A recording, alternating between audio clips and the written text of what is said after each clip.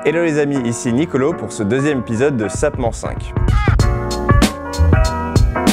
Aujourd'hui, on va parler d'un sujet important, les 5 mauvaises idées de shopping qu'on peut avoir quand on débute et qui peuvent nous causer de sacrés regrets. J'ai tenté de recenser un peu ces erreurs qui reviennent souvent dans vos demandes de conseils afin de vous faire gagner du temps. Numéro 1, l'erreur du sportif. Il n'est pas rare que vous commenciez à nous suivre alors que vous vous lancez dans de nombreux changements dans votre vie. Nouveaux hobbies, développement personnel, mais aussi alimentation et sport. Ça me fait en général très plaisir pour vous, mais il y a quand même un problème. Ce problème, c'est qu'il vous arrive souvent de vous dire « Je vais choisir mes vêtements un peu plus petits, comme ça quand j'aurai fini de maigrir, ce sera nickel. » Ou encore « Je vais prendre une taille au-dessus parce que j'ai commencé la muscu et je suis vraiment en période de prise de masse. » Alors je ne veux pas te décourager, mais ce n'est pas forcément une bonne idée. Tous ceux qui ont déjà essayé de perdre du poids ou de se muscler savent que rien n'est garanti. Et qu'il faut parfois faire preuve de patience ou même accepter des phases de régression avant d'avoir un réel progrès durable. Et moi, par conséquent, ça me ferait vraiment de la peine qu'au final tu te retrouves avec un magnifique blazer semi-entoilé une taille trop grande parce que tu as les yeux plus gros que le ventre, ou un jean de taille trop petite parce que tu as eu le ventre plus gros que prévu. Et pour être honnête, ça m'est déjà arrivé. Alors attends s'il te plaît. Attends d'être arrivé à un physique stable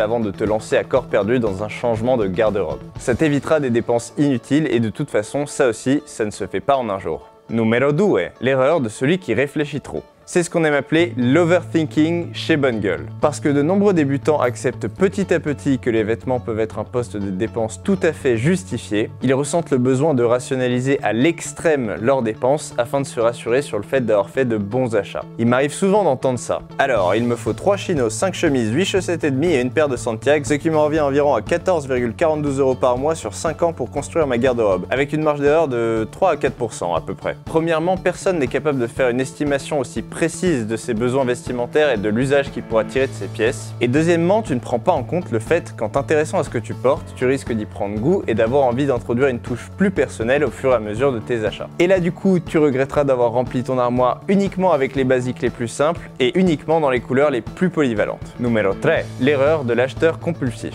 C'est un peu l'extrême opposé du cas précédent. Tu viens de décider de changer ton style et déjà tu t'imagines des looks qui te déchirent. Un truc où tu te sentirais mis en valeur et en même temps vraiment original.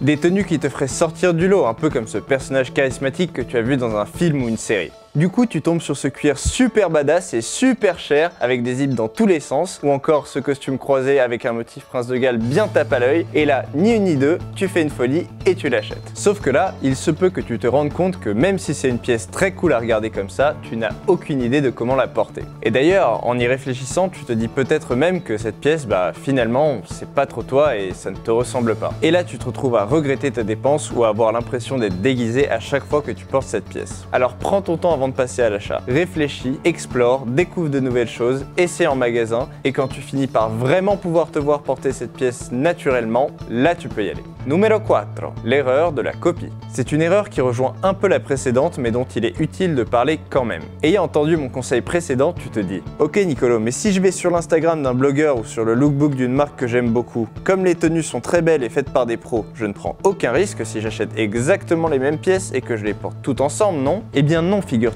Sans même parler des particularités physiques comme ton teint ou ta morphologie, il y a d'autres raisons pour lesquelles ça pourrait ne pas bien se passer. Tout d'abord, les tenues d'un lookbook sont pensées pour mettre en valeur la pièce et non le porteur. C'est d'ailleurs pour ça que les marques ont des mannequins. Dans un lookbook, il y a une direction artistique, c'est-à-dire un choix de cadre, d'éclairage, d'ambiance, et tout ça n'existe pas forcément dans la réalité parce que c'est justement un point de vue artistique. Mais surtout, un style, c'est quelque chose que tu dois t'approprier, qui fait écho à qui tu es, à tes goûts, ton identité, ta culture. Et donc encore une fois, si tu copies pièce par pièce ce que tu vois, tu risques de te retrouver déguisé. Numéro 5, l'erreur de celui qui gère mal ses dépenses. Je vois parfois des hommes investir dans pas mal d'accessoires haut de gamme ou des t-shirts assez coûteux et rechigner pourtant à investir dans des plus grosses pièces comme le manteau ou les souliers. C'est une erreur à mon sens car ce sont non seulement celles qui forment le cœur du style d'une tenue, mais aussi celles qui déçoivent le plus en termes d'aspect et de qualité quand on n'investit pas assez dedans. Il faut donc bien réfléchir à comment tu vas répartir ton budget. Tout en haut, il y a les pièces en cuir, et notamment les chaussures. Ce sont les pièces où la différence de qualité est la plus importante à mesure que le prix diminue. Des plis tout moches de partout, des couleurs ternes, une décoloration excessive, un montage qui te lâche au bout de 3 mois ou même un aspect plastifié.